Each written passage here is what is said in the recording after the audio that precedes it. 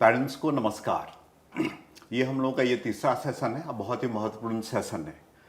पहला सेशन हम लोगों ने, जिसमें हमारे मुख्यमंत्री साहब भी थे, उसमें हम लोगों ने नॉर्मल चर्चा की थी बातों कि पेरेंटिंग घर में कैसे किया जाए, बच्चों से कैसे इंटरेक्ट करें, कैसे उनसे बातें करें, बच्चों के मन में जो संशय है उसको कैसे निकालें। ऐसे ही हम लोगों का एक दूसरा सेशन था। उस सेशन में हम लोगों ने उस बात पे चर्चा की थी कि हम लोग अपने स्कूलों में बुनियाद कैसे कर रहे हैं, हैप्पीनेस कैसे कर रहे हैं। जितने भी पेरेंट्स हैं अभी हमारे घरों में बैठे हैं अपने बच्चों के साथ, तो स्कूल कैसे घर में पहुंच जाए।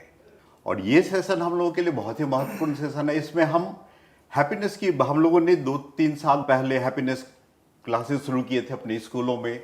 उसका बहुत ही महत्वपूर्ण असर रहा हमारे बच्चों पे। आज का हमारा ये सेशन इसलिए है कि अब आप अपने घर में बैठ के पेरेंट्स बच्चों के साथ मिलके हैप्पीनेस क्लासेस कैसे करें। तो ये हैप्पी फैमिली की ये शुरुआत है। और इसमें हम लोग सारे यहाँ पे हमारे मिनिस्टर साहब बैठे हुए हैं जिन्होंने काफ़ी हैप्पीनेस पे काम किया है, हैप्पीनेस करिकुलम डेवलप किया है। अविनाश जो भी हमारे साथ हैं। ये हैप्पीनेस क्लास हम अभी आपको इंट्रोड्यूस कर रहे हैं कि स्कूलों में जो हैप्पीनेस क्लास हम करते हैं वो घर में कैसे किया जाए। लेकिन आप हर रोज 4 बजे हैप्पीनेस क्लास हुआ करेंगे। आप लोग इसमें पार्टिसिपेट कर सकते हैं। हमारे टीचर उसमें आपको एंकर करेंगे, हमारे टीचर आपको बताएंगे कि हमारे हैप्पीनेस क्लास है। लेकिन ये हर दिन 4 बजे ये होगा। और मिनिस्टर साहब से मैं ये कहता हूँ कि थोड़ा सा इसके बारे में आपको बताएंगे, फिर हम इसमें आगे चर्चा करेंगे। धन्यवाद विनय जी। सबसे पहले तो मैं अपने शिक्षा विभाग और ख़ासतौर से हमारे शिक्षा निदेशक विनय भूषण जी और हमारे टीचर अविनाश जी को धन्यवाद करता हूं। हमारे एजुकेशन एडवाइज़र शिक्षा विभाग में शैलेंद्र शर्मा जी हैं, उनको भी धन्यवाद करता हूं और बधाई देता हूं कि उन्होंने इस तरह का एक नोबल स्टेप उठाया है जिसमें हैप्पीनेस क्लास अब केवल और केवल दिल्ली के सरकार के स्कूलों में पढ़ने वाले बच्चों के लिए नहीं बल्कि सबके लिए ओपन कर दी है। और हम सब जानते हैं कि सारी दुनिया इस वक्त एक बहुत गहरे संकट से जूझ रही है जिसका नाम है कोरोना। जितना हम समझते हैं हमारे पेरेंट्स ने ऐसा दौर नहीं देखा, हमारे ग्रैंड पेरेंट्स ने ऐसा दौर नहीं देखा। हमारी कई पीढ़ियों में आज जो हमारे सब परिवार हैं पूरी दुनिया में, उन्होंने, उनके पेरेंट्स ने, उनकी ग्रैंड पेरेंट्स ने, उनकी और पीढ़ियों ने कभी ऐसा दौर नहीं देखा कि कभी सारी दुनिया ठहर गई हो, सारी दुनिया को घरों में बैठने के लिए मजबूर किया जा रहा हो। घरों में बैठेंगे तो सुरक्षित रहेंगे, ये सब संदेश दिए जा रहे हों। तो ये एक बड़ा डिफ़िकल्ट सा दौर है। इस डिफ़िकल्ट से दौर में जब दिल्ली में भी लॉकडाउन है और करीब 23-24 दिन से लॉकडाउन की वजह से लोग अपने घरों में कैद हैं, तो वैसे में एंग्जाइटी आना स्वाभाविक है। हमने जब हैप्पीनेस क्लास शुरू की अपने सरकारी स्कूल के बच्चों के लिए, तो हमारे पास पेरेंट्स से डिमांड आई कि भाई पेरेंट्स के लिए भी शुरू करिए। तब हमारे शिक्षा विभाग ने सोचा कि क्यों ना इसको सबके लिए खोला जाए। मतलब आज से दिल्ली सरकार के शिक्षा विभाग द्वारा एक हैप्पीनेस क्लास रोज़ चलाई जाएगी शाम को, इसी चैनल पर जिस पर आप देख रहे हैं, फेसबुक पर, यूट्यूब पर, ट्विटर पर, सब जगह ये लाइव होगी।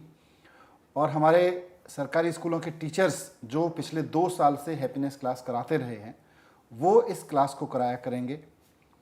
ये क्लास केवल सरकारी स्कूल के बच्चों के लिए नहीं बल्कि पेरेंट्स के लिए भी, और उन लोगों के लिए जिनके बच्चे प्राइवेट स्कूल में पढ़ते हैं, उन लोगों के लिए जिनके कोई बच्चे प्राइवेट स्कूल या गवर्नमेंट स्कूल में नहीं पढ़ते हैं, सबके लिए ओपन है। और इसका मकसद एक ही है कि इस टेंशन के दौर में, इस तनाव के दौर में, एंग्जाइटी के दौर में, जबकि सारा परिवार एक साथ बैठा हुआ है, तो फिर थोड़ी देर हैप्पीनेस पे चर्चा हो, थोड़ी देर माइंडफुलनेस पे चर्चा हो, थोड़ी देर साथ में बैठ के मेडिटेशन करें, कुछ हैप्पीनेस के बारे में चर्चा करें।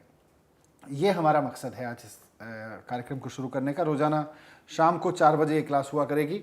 और एक रिक्वेस्ट मैं आपसे करना चाहता हूँ कि इस क्लास को देखकर अगर आपके घर में आप सब लोग मिलकर इस क्लास को कर रहे हैं, मेडिटेशन कर रहे हैं, तो ये जो टीम है हमारे टीचर्स की, शिक्षा विभाग की, इसका हौसला बढ़ाने के लिए आपको अपने कुछ पिक्चर्स, अपने कुछ फ़ोटोग्राफ फैमिली में मेडिटेशन करते हुए, फैमिली में हैप्पीनेस क्लास अटेंड करते हुए आप अपलोड करिए, तो हमारी टीम का हौसला भी बढ़ेगा। जो लोग इस काम को कर रहे हैं, जिन्होंने नई सोच निकाली है, उनका हौसला भी बढ़ेगा। तो चलिए हैप्पीनेस क्लास की शुरुआत करते हैं। सबको शुभकामनाओं के साथ। तनाव के इस दौर से, संकट के इस दौर से पूरी दुनिया जल्दी से जल्दी निकले, लेकिन जितने दिन भी इस दौर में रहें, खुशहाल रहें, तनाव रहित रहें, परिवार में खुशहाली बढ़े। हैप्पीनेस क्लास का हमारा यही मकसद है, हमारे डायरेक्टर साहब का भी यही मकसद है। सो धन्यवाद, आपको बधाई देना चाहता हूँ इसके लिए। धन्यवाद सर। तो अब मैं अविनाश जी से कहूँगा कि अविनाश जी, आप जो हैप्पीनेस क्लास जो करवाते हो अपने बच्चों को, जरा यहाँ पे हमें हैप्पीनेस क्लास के सारी चीज़ों के बारे में एक बताएं और एक डिमॉन्स्ट्रेशन दें कि हैप्पीनेस क्लास हम अपने घरों में कैसे कर सकते हैं। धन्यवाद सर। और पहले तो आपको बधाई इस पहल के लिए। बहुत दिनों से चाहत थी कि ये बातें घर घर पहुँच जाए। केवल विद्यालय में बच्चों तक रहेगी तो बात बनेगी नहीं। तो आज आपने ये अवसर नया खोला है, घर तक बातों को पहुंचाने की कोशिश की, इसके लिए आप सभी बधाई के पात्र हैं। तो पहला सत्र जो हम लेते हैं वो माइंडफुलनेस का लेते हैं, और माइंडफुलनेस की एक छोटी सी गतिविधि करके देखते हैं जिसमें कि पूरा परिवार जुड़ जाए। और इस कोरोना के पल में कभी लगता हो कि अरे बाहर निकलने में कुछ परेशानी हो रही, बाहर निकल नहीं पा रहे हैं, दम घुट रहा है, तो ऐसे पल में कैसे कुछ राहत की सांस ली जा सकती है। तो शुरू करते हैं। सभी एक आरामदायक स्थिति में बैठ जाएं। आप अपनी कमर सीधी कर लें।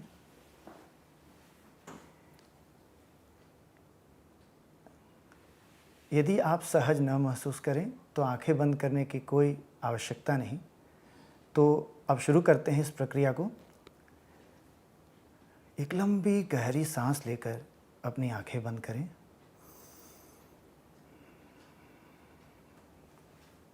यदि आंखें बंद करने में आप असहज महसूस करते हो तो आप आंखें खुली रखते हुए नीचे की ओर देख सकते हैं। अपने वातावरण से आ रही आवाज़ों पर ध्यान दें।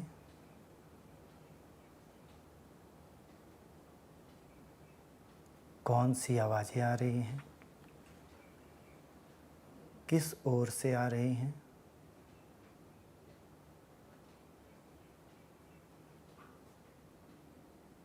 धीमी है या तेज।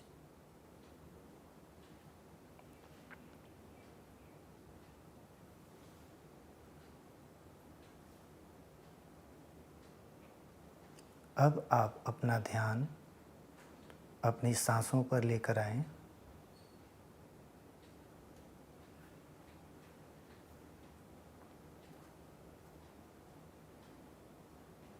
महसूस करें कि सांसें गर्म हैं या ठंडी।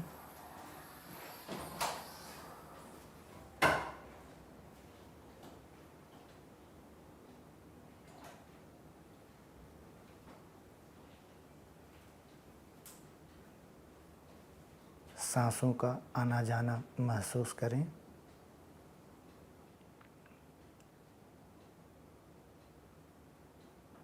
यदि आपके मन में अन्य विचार आ रहे हों तो परेशान न हो, यह स्वाभाविक है। अपना ध्यान पुनः अपनी सांसों पर लेकर आएं।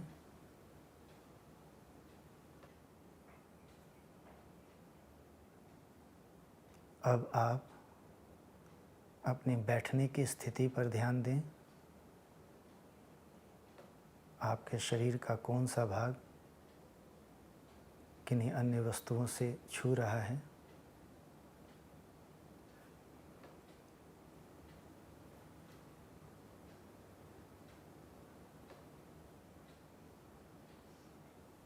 जब आप सहज महसूस करें, आप अपनी आंखें खोल सकते हैं।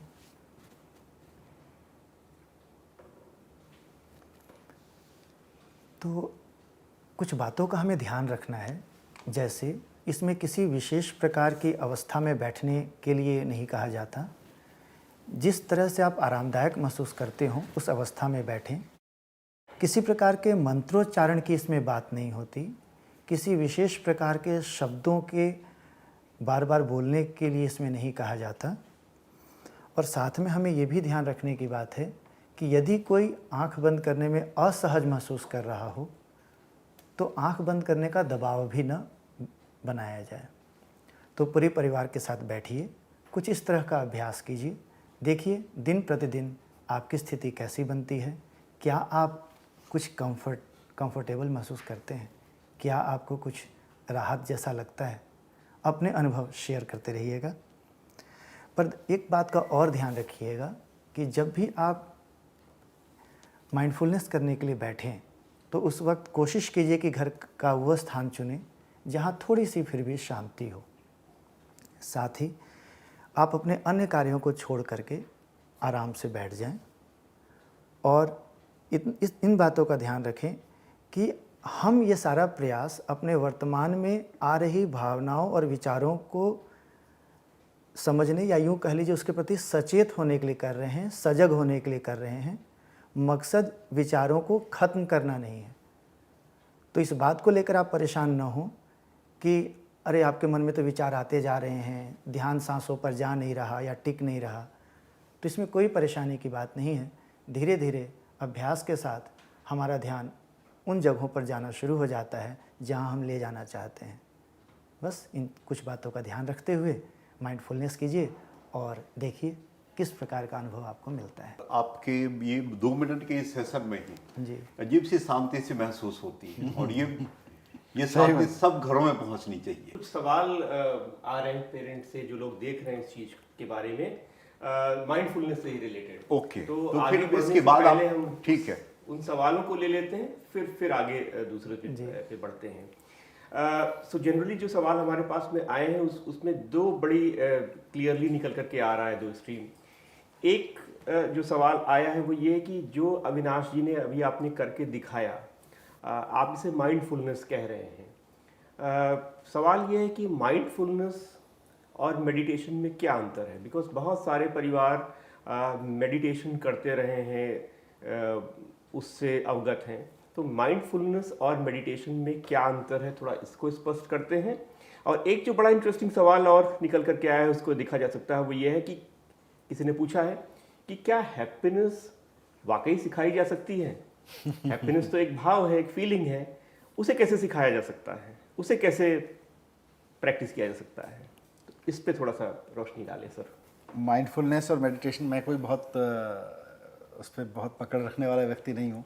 मैं खुद मेडिटेशन करता हूँ और मेरा मानना है कि माइंडफुलनेस भी मेडिटेशन का एक तरीका ही है। भारत में बहुत सारे तरीके डेवलप हुए मेडिटेशन के, बहुत सारे प्रैक्टिसेस अपनाई गई, पर एक यूनिवर्सल चीज़ जो भारत को यूनिक बनाती है वो ये कि हमने माइंडफुलनेस खोजी। ये भारत की खोज है और आज सारी दुनिया में माइंडफुलनेस के ज़रिए मेडिटेशन की प्रैक्टिस होती है। ये वर्ल्ड एक्सेप्टेड फॉर्मेट है मेडिटेशन का, जो हर धर्म के, हर जाति के लोग इसके ज़रिए, सारी दुनिया के देशों के लोग इसके ज़रिए इस मेडिटेशन तकनीक को अपना रहे हैं। आज वेस्टर्न कंट्रीज़ में, ईस्टर्न कंट्रीज़ में, डेवलप्ड कंट्रीज़ में इसको खूब अपनाया गया है। हमारे यहाँ भी खूब माइंडफुलनेस की प्रैक्टिसेस होती रही हैं, जिसको आप अभी जैसे अविनाश जी करा रहे थे, सांसों का आना आवागमन, हमारे वेदों से लेकर हमारे बहुत हमारी पारिवारिक परंपराओं में, धार्मिक परंपराओं में इसका खूब जिक्र है। कुल मिला के मेडिटेशन का एक फॉर्मेट ही है।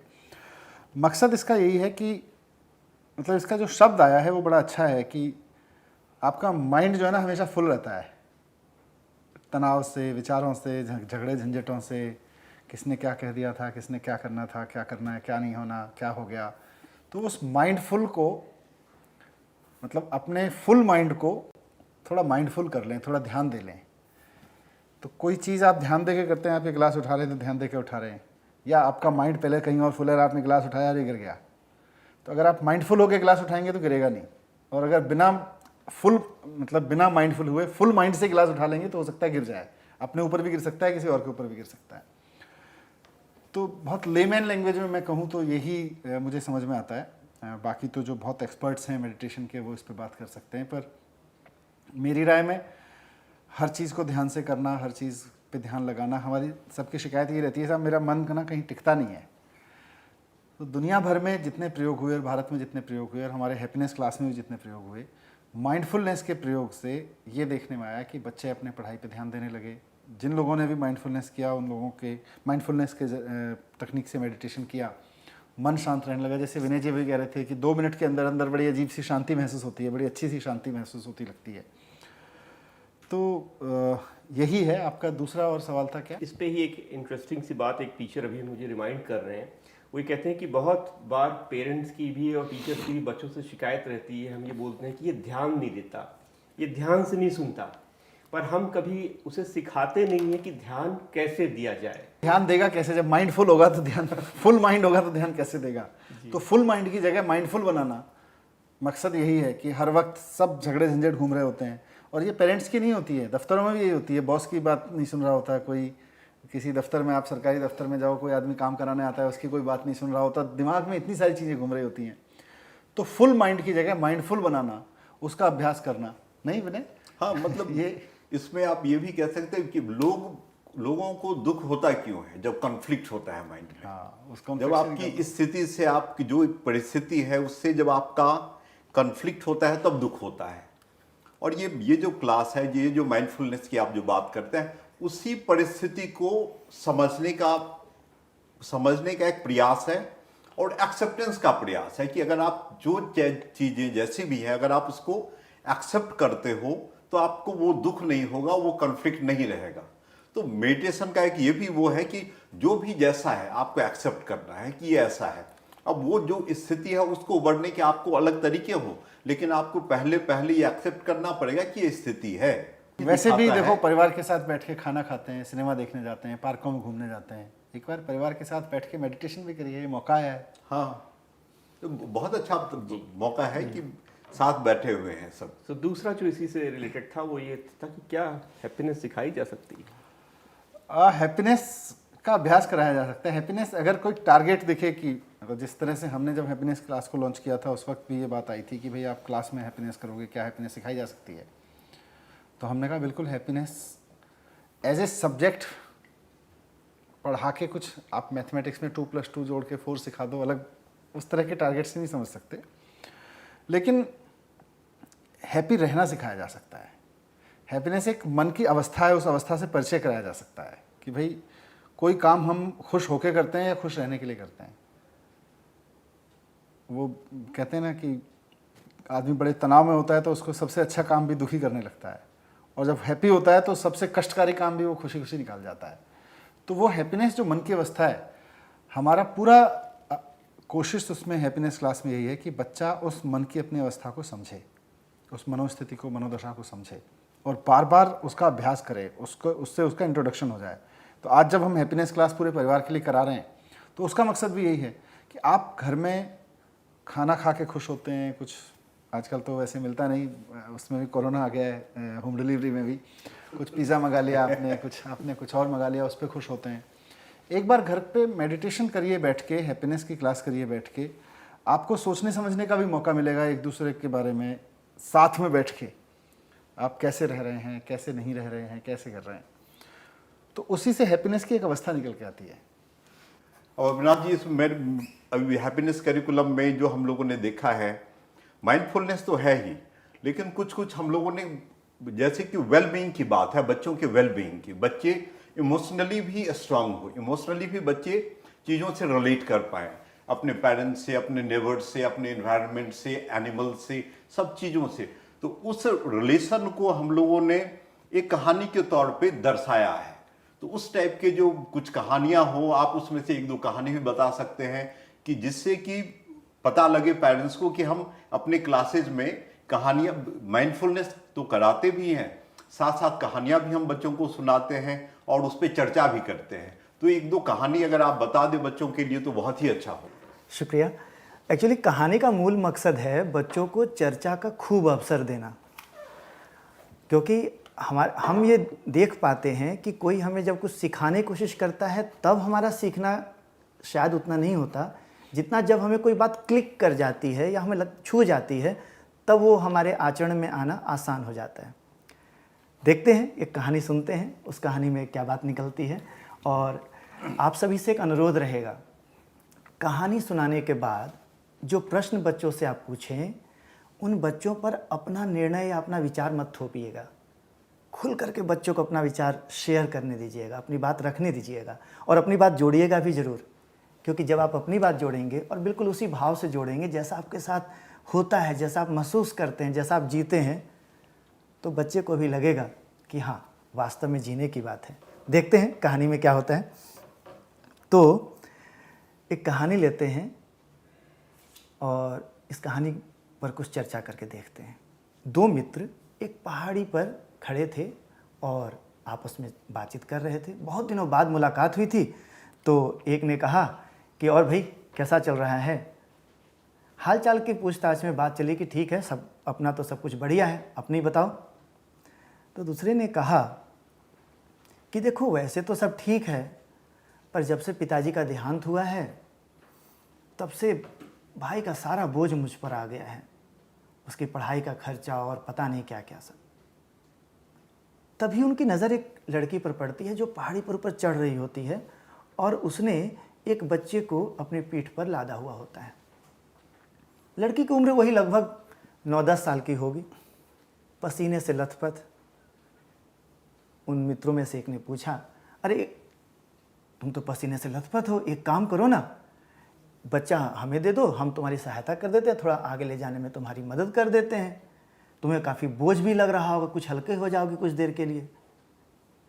बच्ची ने कहा, अंकल ये आप क्या बात कर रहे हैं, ये मेरा भाई है, भाई कोई बोझ नहीं। इतना सुनते ही दोनों मित्र कुछ सोच में पड़ गए कि अभी कुछ देर पहले उनकी क्या चर्चा चल रही थी। तो क्या भाई बोझ होता है? चलिए कुछ प्रश्न रखते हैं और इन प्रश्नों पर चर्चा करके देखते हैं। अच्छा, आपको भी कोई संबंध ऐसा लगता है जिसे आप बोझ नहीं मानते? ध्यान रखिएगा, क्या प्रश्न है, क्या आपको भी कोई ऐसा संबंध या आप ऐसे कौन से संबंधों को जीते हैं जिसे आप बोझ नहीं मानते और क्यों? दूसरा प्रश्न जो आप अपने परिवार में चर्चा के लिए लीजिएगा वो प्रश्न है, पारिवारिक संबंधों में मधुरता लाने के लिए आप क्या क्या प्रयास करते हैं?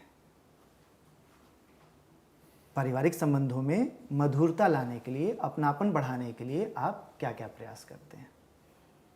और तीसरा प्रश्न जो आपकी चर्चा के लिए रखना चाहूँगा, प्रश्न है, आप अपने परिवार में कौन कौन सी जिम्मेदारी निभाते हैं?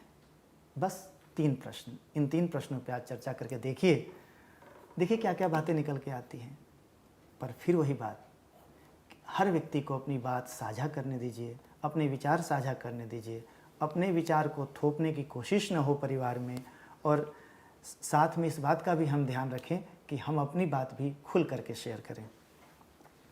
जी धन्यवाद। तो बहुत ही मधुर कहानी था और मैं मानता हूं कि परिवार में जब ये कहानी की पे चर्चा होगी तो बच्चे भी उसमें और जो भी पेरेंट्स हैं समझेंगे कि संबंध क्या होता है, किसको हम जिम्मेवारी कहते हैं, किसको हम बोझ कहते हैं, और कौन हमारा अपना है, कौन हमारा पराया है।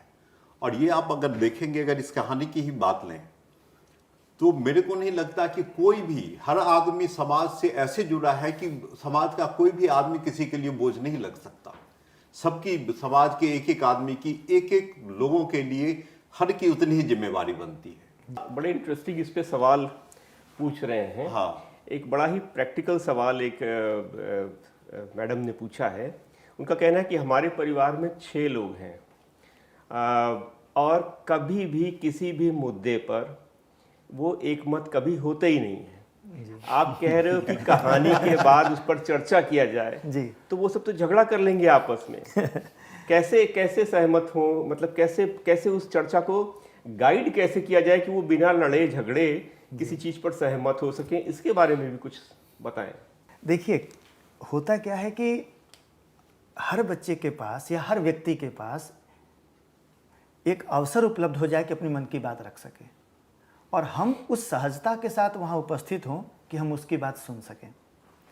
और यहाँ हमने 3 बातों पर गौर करने की कोशिश की। हमारे पूरे हैप्पीनेस करिकुलम में जो हम अपनी क्लास में कोशिश करते हैं उसे हम 3 ई के नाम से कहते हैं, एक्सप्लोर, एक्सपीरियंस और एक्सप्रेस। यानी हिंदी में कहें तो अपने आप में ढूंढना, समझना, पता लगाना, आत्ममंथन करना। उसके बाद फिर बात आती है एक्सपीरियंस यानी अनुभव करने की बात, और उसके बाद अपने आप को व्यक्त करने की बात तो होती है। और व्यक्त में भी 2 बातें, व्यक्त करने में भी केवल ये नहीं कि शब्दों में व्यक्त कर लिया, बात है व्यवहार में कितना व्यक्त हो पा रहा है। तो इतनी हड़बड़ी में हम ना चलें कि परिणाम बहुत जल्दी आ जाएगा, क्योंकि हमें भी बदलने में वक्त जब बहुत लगता है तो सामने वाले को बदलने का वक्त हम क्यों नहीं देने को तैयार हैं। तो आपस में अपने संबंधों की मिठास को बनाए रखें, एक दूसरे को खूब सुने, धैर्य से सुने। देखिए सबके आत्ममंथन में क्या क्या चीज़ें निकल के आती हैं। ये कोरोना के कुछ दिन पता नहीं कि किसी बड़े बदलाव की ओर संकेत कर रहे होंगे। देखिए कहानी जो है ना, जैसे अभी पहले हमने इस पूरे सेशन में माइंडफुलनेस कराया, तो जो हम अपनी हैप्पीनेस क्लास में कराते हैं कि हम पहले 5 मिनट माइंडफुलनेस कराते हैं, मेडिटेशन कराते हैं। उसके बाद जैसा अविनाश जी ने जिक्र किया, इसका स्ट्रक्चर इसी तरह का है कि फिर उसमें एक कहानी पे चर्चा करते हैं। तो घर पे भी सब लोग जब बैठे 4 बजे रोज़ाना मेडिटेशन के लिए, तो ये कर सकते हैं कि पहले सब लोग बैठ के एक रोज़ गाइड, ऑनलाइन गाइडेंस तो उपलब्ध होगी हमारे टीचर्स की तरफ से, लेकिन इसको इसी रूप में रखें कि पहले 4-5 मिनट मेडिटेशन करें बैठ के, उसके बाद कहानी पे चर्चा करें। कहानी पे चर्चा इसलिए इम्पॉर्टेंट है क्योंकि कहानी पढ़ के सुनना, कहानी सुनना या कहानी पढ़ना एक घटना है, पर कहानी को अपने ऊपर उतारना दूसरी घटना है। हैप्पीनेस क्लास में इस बात पे जोर है कि कहानी में जो बात कही जा रही है उसको अपने ऊपर उतारिए, वहीं से हैप्पीनेस का रास्ता निकलता है। जैसे इसी कहानी में था जो आपने सुनाई कि बोझ है। अब कितने लोगों को लगता है भाई को पढ़ाना बोझ है, बहन को पढ़ाना बोझ है, या अपने परिवार की जिम्मेदारी उठाना बोझ है। हमारी बहुत सारी कहानियाँ भी हैं कि उसके साथ फलानी दुर्घटना हो गई और उसके ऊपर पूरे परिवार का बोझ आ गया। वो कहानियाँ भी गलत कहती हैं, उन शब्दों को, कहानी को फाड़ के फेंक देना चाहिए। जो कहानियाँ परिवार को बोझ बताती हैं, उन कहानियों को भी हमें फाड़ के फेंकना पड़ेगा, उनको रीराइट करना पड़ेगा। तो बोझ बांधने की एक आदत सी पड़ गई है। मैं आपको इसकी दूसरी घटना बताता हूँ। अभी पीछे कोरोना के समय पे अभी इस दौरान मैं फील्ड में कहीं जा रहा था, तो मैंने देखा एक आदमी स्कूटर पे अपने घर से 10 पैकेट खाने के बना के लाता है, 10-15 पैकेट, और वो बांट रहा था। कहीं सड़क पे कोई खड़ा मिल गया, कोई गरीब आदमी मिल गया, कोई मजदूर मिल गया जिसने खाना नहीं खाया हो सकता है। तो मैंने उनसे पूछा भी कि भाई ये क्या कर रहे हो। तो वो रोज़ जब से लॉकडाउन हुआ है उसके मन में ही है कि यार हो सकता है मुझे तो घर में खाने को है, हो सकता है कुछ लोगों के घर में खाने को ना हो। तो वो 10-12 पैकेट, 15 पैकेट, जो भी उसकी क्षमता है, वो रोज़ आता है, स्कूटर पे रखता है पैकेट बना के, और उनको रास्ते में मिलते जाते हैं लोग देता चला जाता है। तो उसके अंदर खुशी है, वो बोझ नहीं मान रहा।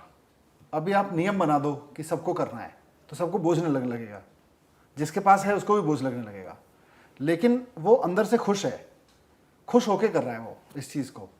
तो ये जो खुशी की अवस्था है, मन में मनोदशा है, वो बहुत इंपॉर्टेंट है। और उससे जब आप ड्राइव होकर कुछ करते हैं, अगर आपको बोझ लगने लगी कोई चीज़, जैसे इसी रिश्ते में वो बहन अपने भाई को उठा के ले जा रही है कहानी में, अगर उसको लगने लगा मैं अपने भाई का बोझ उठा रही हूँ, तो वो दुखी होकर लेके जाएगी। और उसको लगा मेरा भाई है, तो उसके अंदर ऊर्जा आएगी, उसी मेहनत में उसके अंदर ताकत आएगी, उसी के अंदर उसको भाई को ले जाने में ताकत आएगी, और भाई को ले जाने के बाद भी उसको अंदर से खुशी महसूस होगी। तो ये चीज़ जो मैंने इस एग्जाम्पल पे किया है कि 10 लोगों को खाना खिला रहा है वो आदमी कोरोना के समय में, कुछ लोग भूखे ना मर जाएं लॉकडाउन के समय में, तो अंदर से खुश है, उसको बोझ नहीं लग रहा है। अगर बोझ लगने लगा तो वो एक आदमी को खाना ना खिला पाए, खुश है इसलिए 10 लोगों को खिला दे रहा है, ना होने पे भी खिला दे रहा है। सरकार ने उसको नहीं कहा, उसके पड़ोसी ने भी नहीं कहा उसको, बस घर में ही चर्चा हुई, पति पत्नी मिलकर खाना बना देते होंगे और फिर 10 लोगों को खिला देते हैं। तो ये एक बहुत इंपॉर्टेंट एस्पेक्ट है कि आप अंदर से खुश हैं कि नहीं।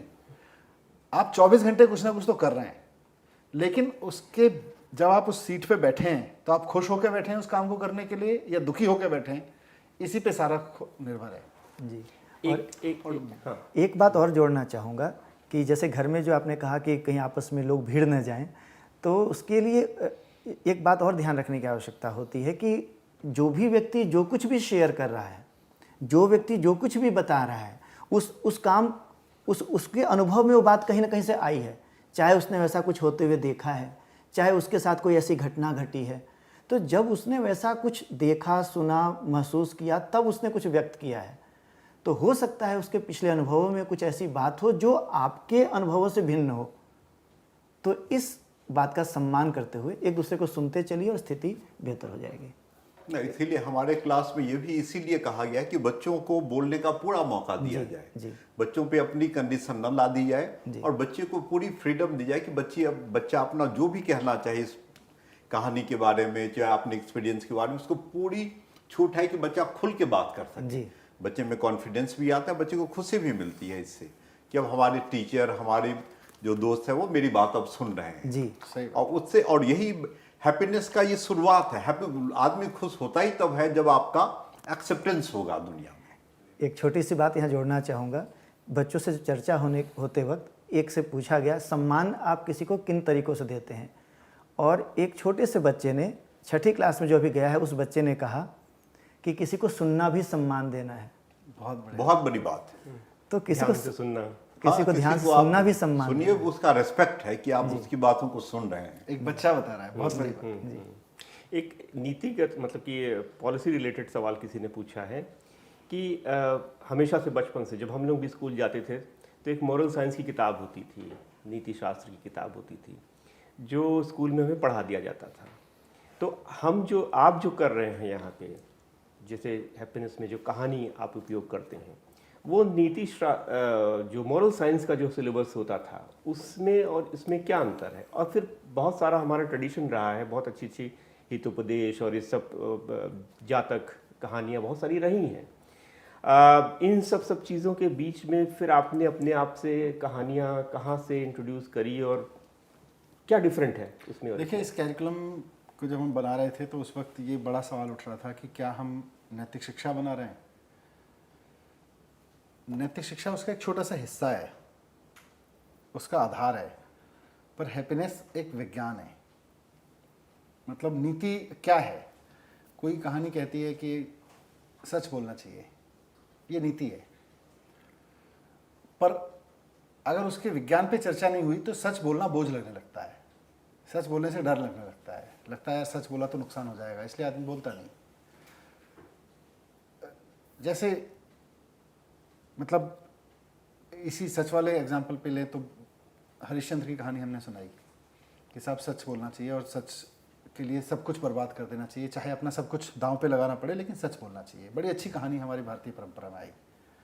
लेकिन हो क्या गया कि हमने नैतिक शिक्षा में वो कहानी ले ली खाली। बस हमने कहा सब सच बोलना नीति है और ये कहानी पढ़ो और सब सच बोलने लगो, कोई नहीं बोलता।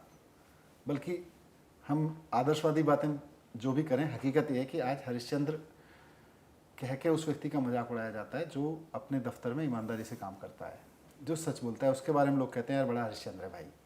तो इसलिए वो हुआ क्या कि हमने खाली नीति पे छोड़ दिया। जब तक आप नीति के पीछे के विज्ञान पे बात नहीं करोगे बच्चों से, खाली नीति पे, सच बोलना चाहिए नीति है, लेकिन सच क्यों बोलना चाहिए? सच बोलेंगे तो आप खुश रहते हैं, सच बोलेंगे तो आपके अंदर एनर्जी आती है, सच बोलेंगे तो आपको कुछ अच्छा करने का मन करता है और आपकी पूरी ऊर्जा बनी रहती है। और वो कैसे है उसका अनुभव आप उसको नहीं कराएंगे, खाली कहेंगे भाई सच बोलना चाहिए कि झूठ बोलना चाहिए, बच्चा लिखेगा सच बोलना चाहिए, कहानी खत्म हो गई। तो वो नीति है। मतलब नैतिक शिक्षा की सबसे बड़ी कमी ये रह गई उस दौर की। मैं नैतिक शिक्षा पे सवाल नहीं उठा रहा। जिस परंपरागत तरीके से नैतिक शिक्षा दी गई कि एक कहानी सुनाई गई, कहानी के बाद पूछा गया भाई हरिश्चंद्र की माताजी का नाम क्या था, उनके बच्चे का नाम क्या था, उन्होंने क्या किया, उन्होंने क्यों किया, इस कहानी से हमें क्या शिक्षा मिलती है? सच बोलना चाहिए। मैं सच बोलता हूँ तो मुझे मेरे अंदर क्या होता है? मैं झूठ बोल के खुश होता हूँ कि सच बोल के खुश होता हूँ? जब मैंने झूठ बोला तब मैं पूरे दिन कैसे जिया, और जब मैंने सच बोला तो मैं पूरे दिन कैसे जिया? मैंने अपने अंदर कभी स्टडी करके नहीं देखा उस कहानी के बाद।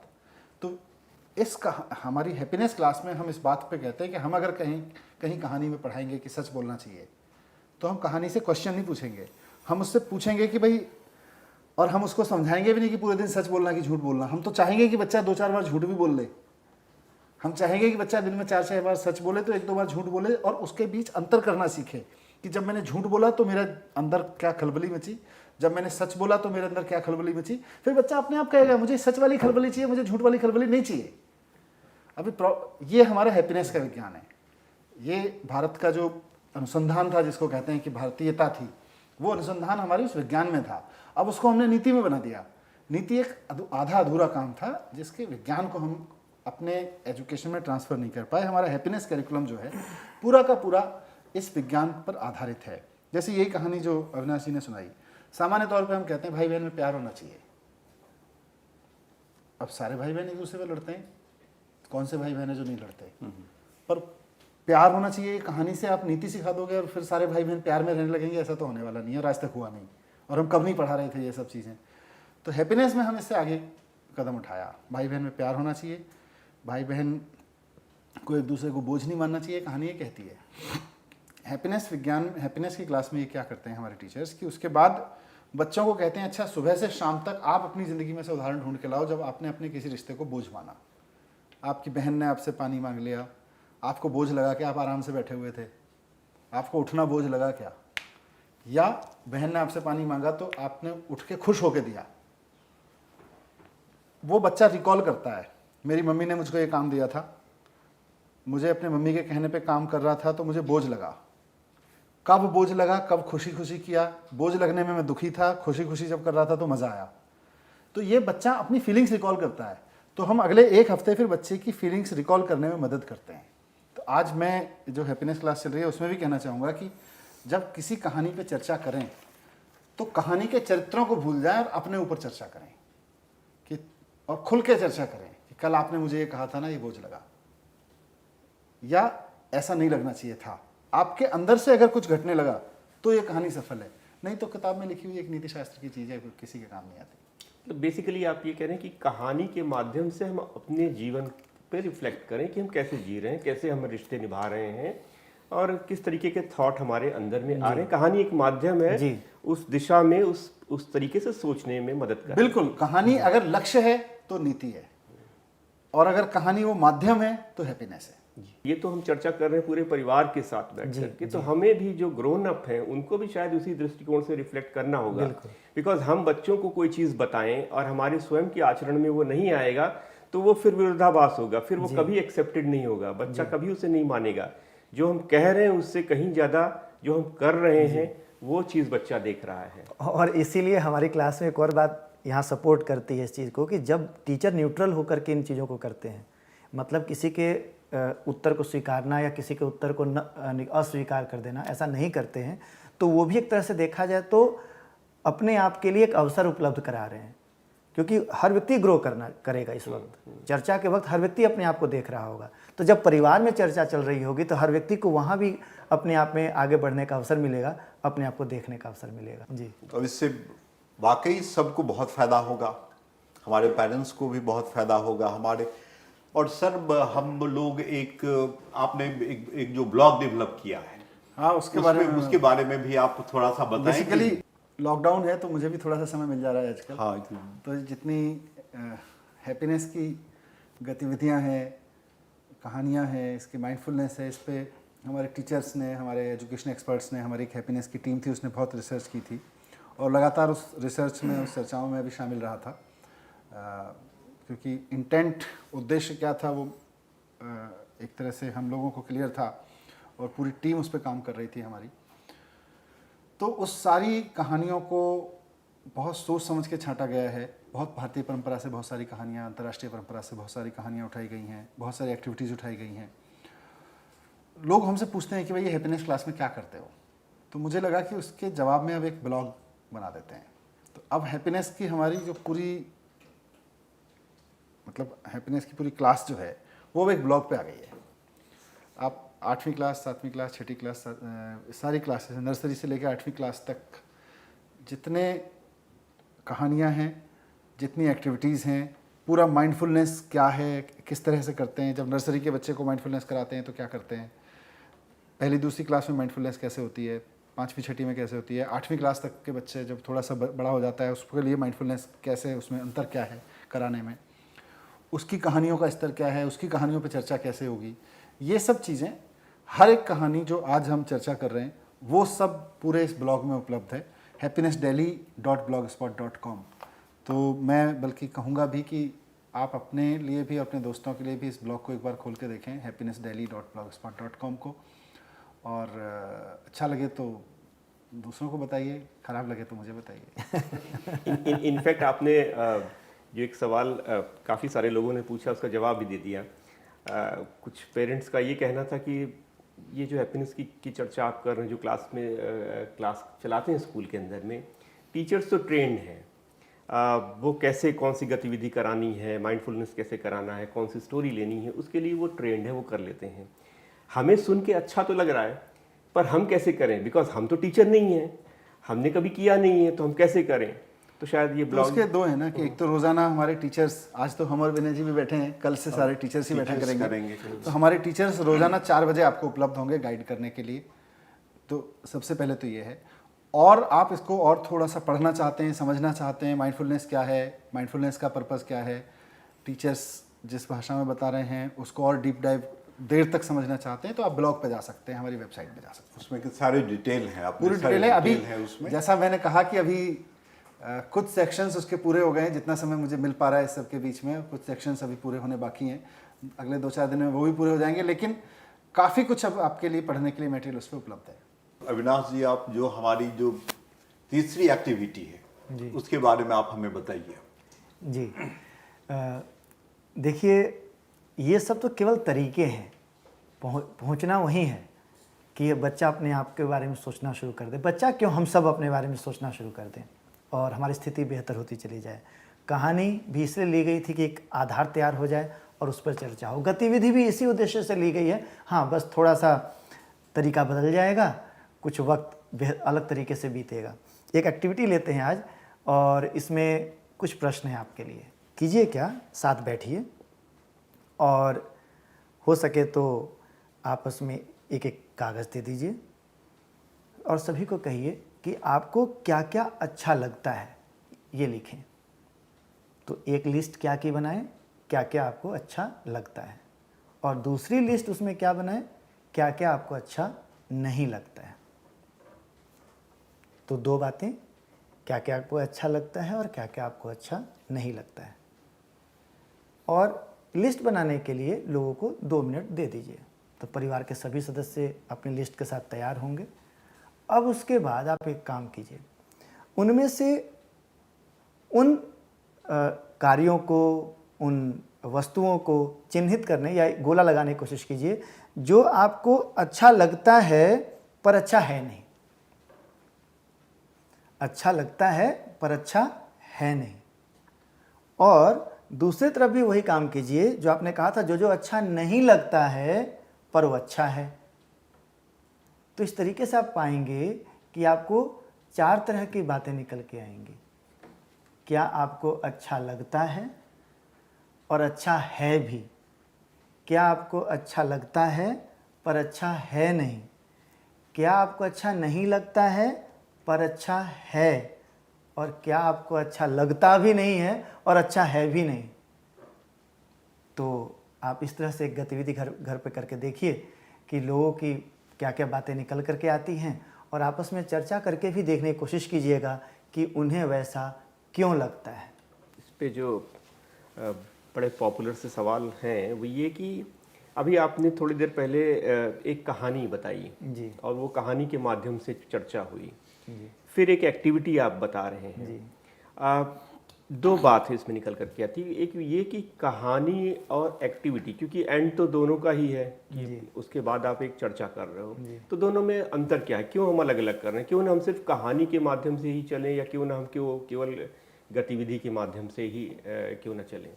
तो ये दोनों ही चीज़ क्या हमें रोज कराना ज़रूरी है, या हम सिर्फ एक ही चीज़ जो हमें ठीक लगे वो हम करें? जी, तो इसमें वैसे तो आपके वक्त की उपलब्धता पर सारी बात निर्भर करती है, परंतु एक दिन भी आप कहानी पर आधारित चर्चा कर लें घर पर, दूसरे दिन आप गतिविधि आधारित चर्चा कर लें।